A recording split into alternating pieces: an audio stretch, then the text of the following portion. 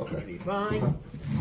Yeah, so now we're talking about the Japan. So how long have you been in Japan for? About 7 years now, just over 7 years. Oh, really? What is the difference between Canada and America? No, Canada and Japan.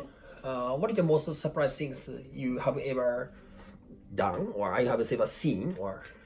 Well, I noticed this Japanese custom of very polite in most situations. On purpose? For example, いらっしゃいませ or? Well, yeah, there's a lot of how do I say this? There's a lot of it seems like an apologist. An apologist culture, and it took me a while to figure that out. That's part of the Kegel. That's one thing. It's continual apologizing, continual bowing. Actually, I don't want to do that. But kind of peer pressure, I think. Well, yeah, it's part of the business culture, and it's a central part of the way that Japanese communicate. That was kind of interesting. So, Kegel, it's very complex, and another Modest. thing. Another thing is, I don't know, like to Japanese people, it doesn't seem like it's kind of a cultural norm. So if I flip through television channels and watch people eating, it's not a big deal that people say, oh my, with their mouth full of food. But I was always taught to never speak with your mouth full of food. Yeah, of course. Yeah. But on Japanese television, when I'm flipping through the food channels, when people are eating, some of them are trying to cover their mouth, but they're still eating, or they're still talking with their mouth full. Actually, in my family, I prohibit.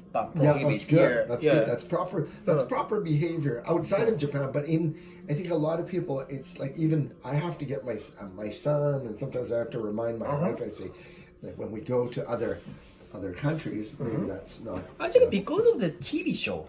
Not only just only for TV shows, right? Especially for food, right? So they seem like in such a hurry when they're eating, and they have to compliment it, and it's always "man, oishii" with their mouth full of food. Oh, really? Yeah. I didn't care about that. Like, actually, when I lived in Canada, I watched Iron Chef. Iron Chef. It comes from Japan. Right. I mean, I didn't care. Actually, they have a food. I forget the name of food network or Critics. food. I don't know. 24 hours. This is a food network. Food networks, and I was watching that.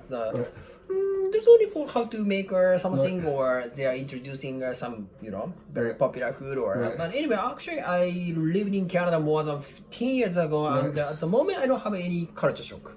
Honestly, because I don't because my feeling is much fitter than Japan actually, because I say directly. Well, another thing that I notice about Japanese culture and customs is people aren't generally supposed to talk on the trains, but some people, it's usually foreigners that are speaking on their phones from different countries. And I try not to myself. I try not to speak on the phone. But the contrast between really, really quiet trains and if you go into a supermarket, it's just noise pollution. So that contrast of like really, really loud environments, especially in a retail environment, so noisy. And I don't know where I've read that Japan is one of the noisiest countries in the world for noise pollution. I mean, the supermarket, you say? Well, everywhere in general. Like there's so much noise. Like if you're standing on a platform, there's constant barrage of announcements, and and I think that sometimes they're useful for, I suppose, for kids or elderly that can't read very well or can't hear very well.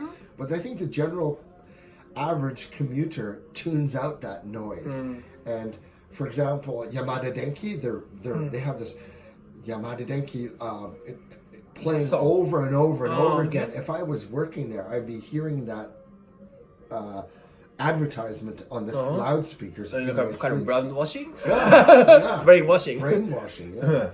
But so the contrast between how quiet the trains are and how loud the general come to think of it, that's true. Actually, I went to Best Buy or Future Store, Walmart, Safeway, or compared to here, it's quite quiet. Relatively quiet. Right. Yeah. I think soft background music is okay, but not loud music.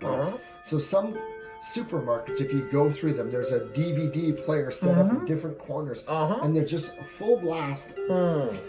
especially Don Quixote. yeah.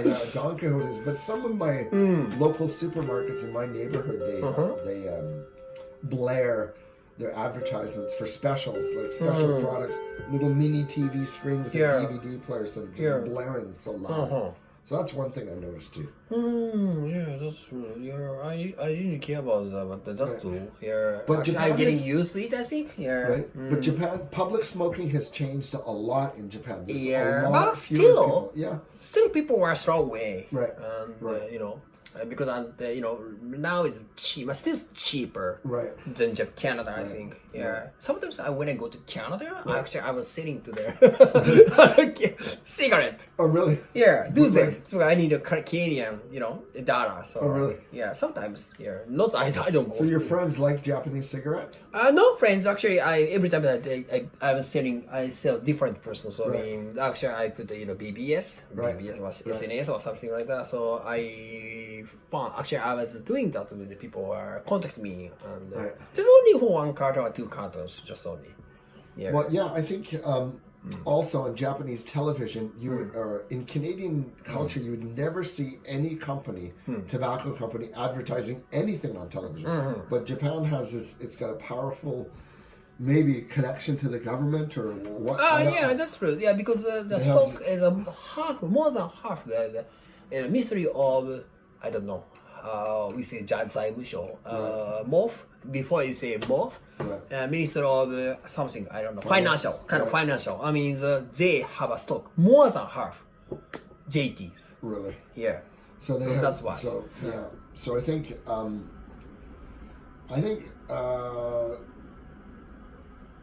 well, in Canada, and it's become antisocial in Japan too. Smoking is antisocial finally in Japan. I Yeah. think when I first came to Japan many years ago, people were smoking everywhere, I even think so. on the airplanes. Yes, Yeah. they were. I remember. Or still, now there was some of the, bullet train and Shinkansen. Yeah, is they have smoking zero cars. Higashi is zero east is no. Right. No. But zero west is still. They still have smoking cars? They can. I think here. Well, and also the number of people, even my students or some of my friends, that think smoking is harmless. But I mean, every day, 12,000 people die from smoking in this world. Every day, 12,000 people. Yeah. So that's a lot of people. And I don't know how it's. I think 33,000 a year in Canada. I don't know, or more. I'm not sure about Japan though. Oh. So there you go. All right. Okay. Thank you very much. You're welcome. For your time. Thank you.